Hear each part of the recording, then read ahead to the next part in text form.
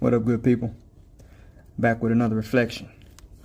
And today's reflection came from a revelation that that God gave me as I've been reading the Gospels, which is Matthew, Mark, Luke, and John. And as I was reading John, I read about Jesus' first miracle as man on earth. And the first miracle, which a lot of people attribute to Jesus, is turning water into wine. And I've always just racked my brain of like, why was that so significant? Why did Jesus turn water into wine? Because the scripture tells us that he really didn't even want to do it. You know, his mom came to him and said, you know, they all out of wine. And, you know, Jesus got a little agitated. He got a little snappy back with mom. He was like, why you telling me? Like, it ain't my time yet to do what I came to do. But he done it anyway.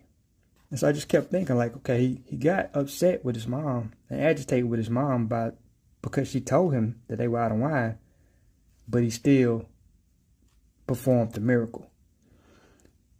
And so that information is downloaded.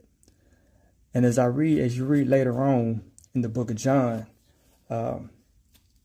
as after the mockery and the beating and the, you know, all the things that they did to Jesus, you know, they put him up on the cross.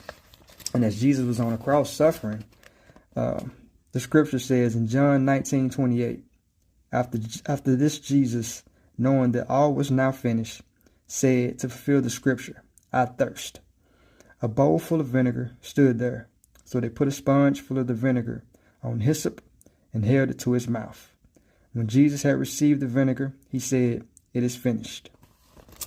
And then later on in the scriptures, you see that as Jesus was hanging on the cross, one of the Roman soldiers came and poked his side with a spear. And out of his side came blood and water. And so I got to thinking, okay, his first miracle was turning water into wine. If you know anything about wine, you know they use vinegar to make wine. They use grapes and they use vinegar to make wine.